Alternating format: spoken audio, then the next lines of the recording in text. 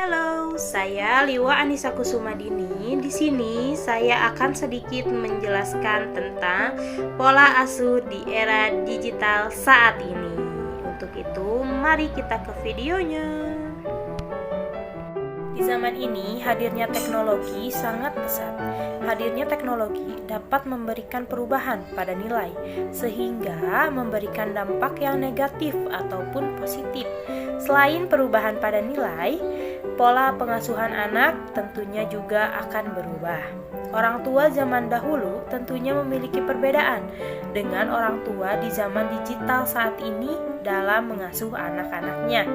Pola orang tua asuh yang pada awalnya mengalami perbedaan dalam mengurus anaknya, orang tua zaman dulu menerapkan tipe pola asuh yang otoriter, premis, dan demokrasi.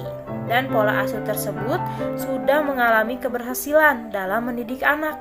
Tetapi di zaman digital, pola asuh orang tua zaman dahulu itu tidak akan berhasil jika tidak melakukan sinkronisasi sesuai waktu, situasi, dan kondisi dalam hal mengasuh anak. Dalam sebuah artikel yang ditulis oleh Wawan Setiawan bahwa anak-anak yang tidak terlepas dari barang teknologi, maka sistem pendidikan yang tepat untuk diberikan kepada anak yang hidup di era digital ini adalah sistem pendidikan model parenting immune self-care. Model pendidikan ini sebagai orang tua kita menjadi pendamping bagi anak di saat anak memainkan teknologi dengan tujuan agar anak tidak kecanduan dengan barang-barang teknologi. Pola asuh orang tua dalam mengasuh anak di era digital lebih menekankan pada interaksi dari kebutuhan fisik dan kebutuhan psikologi seperti rasa aman, kasih sayang, serta sosialisasi dalam kehidupan masyarakat. Sementara asumsi pendidikan di era digital saat ini, pola asuh orang tua yang bersifat otoriter itu sebaiknya dihindari, yang mana orang tua tidak perlu memaksakan kehendaknya, karena anak tidak akan senang jika dipaksa. Namun sebagai orang tua, kita juga harus mengontrol teknologi yang dimiliki oleh anak kita.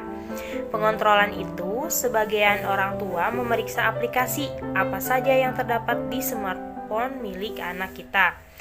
Menurut Harlock, untuk mengantisipasi anak-anak di zaman era digital saat ini, yang paling berkesan ialah pola asuh. Sistem pola asuh ini juga menampilkan teladan yang baik oleh orang tua kepada anaknya. Selain itu juga orang tua yang hidup di zaman era digital ini bukan juga hanya menguasai teknologi di zaman sekarang, tetapi mempunyai pengetahuan terhadap perkembangan anaknya. Selanjutnya ada solusi menghadapi anak di zaman era digital saat ini. Yang pertama yaitu menerapkan batasan dalam menggunakan gadget.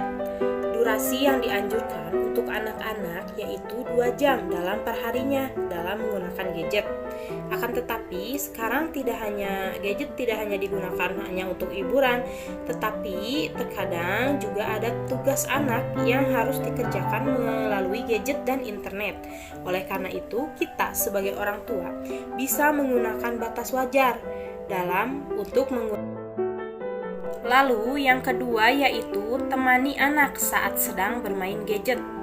Nah, temani di sini bukan berarti kita sekedar memantau anak bermain gadget, tetapi ikut serta dalam pembelajaran anak ataupun bermain anak. Begitupun dengan menonton televisi, YouTube. Orang tua juga bisa mendorong anak untuk menonton konten-konten edukasi di YouTube ataupun yang lainnya. Yang selanjutnya yaitu yang ketiga, ada orang tua menjadi contoh untuk anak-anaknya. Pada umumnya, anak-anak akan mencontoh apa yang ia lihat, bukan apa yang ia dengar.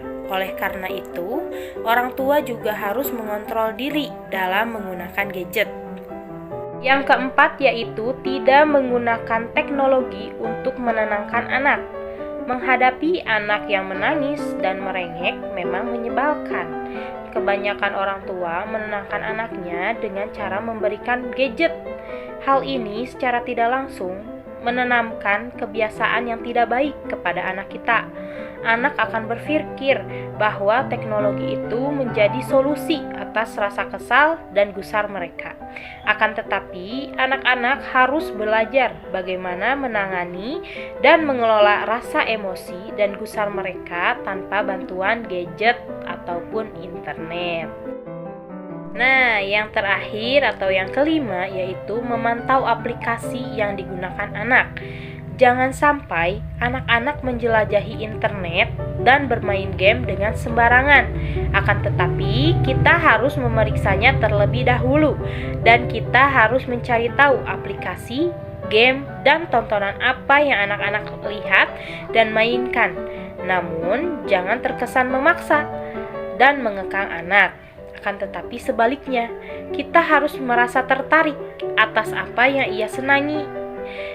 Dan tanya-tanyalah sehingga mereka berpikir kita tertarik atas apa yang ia senangi.